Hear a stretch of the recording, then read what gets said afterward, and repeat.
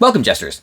A couple of days ago, FinCEN, the Financial Crimes Investigation Bureau, something like that, doesn't really matter, sent out a very scary alert warning financial institutions that handle remittances from the United States, that reminding them of their reporting obligations in order to prevent financial crimes and fraud and other such statutory violations. And this is actually nothing new. Nothing actually happened on November 28th. This is just an alert about some new policies that went into effect, I think, in September, that were actually passed into law in the big, beautiful bill. And I'm sure there are a bunch of our crazed leftist friends out there saying that, FinCEN is just trying to scare illegals, into not sending their remittances home because they think they're going to be confiscated or arrested. Okay. And that's the whole point. The alert is reminding financial institutions that they do need to report financial transactions which might be involved in or derived from criminal activities, such as illegal labor. Yes, it's illegal to work in the U.S. without a permit, so that money was, collected or gotten through illegal means. So it should be reported. Nothing wrong with that. However, that did get me thinking, and this came up before recently, and perfect time to talk about it. I think,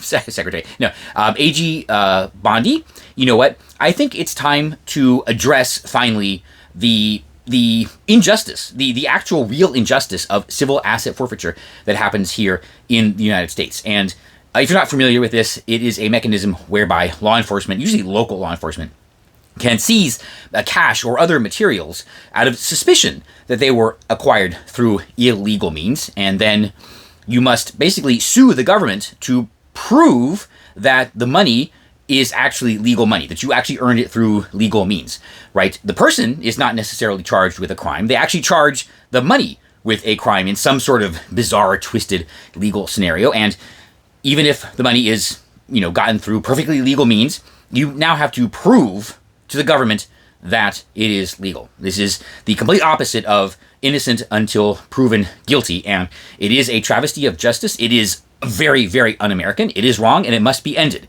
And, Pam, AG Bondi, while you are working on ending this un-American procedure, I think it is, incumbent upon you to remind, local law enforcement that they will not be able to keep forever assets seized from illegals. Right? So if they do engage in civil asset forfeiture for money and material, homes, cars, and everything that they suspect are owned by illegals from unlawful labor, they might not get to keep it. Just put it out there. Just putting it out there that, the local agencies, they might not get to keep, materials and money that they seize from illegals, because you will be ending the process in 2 or 3 years.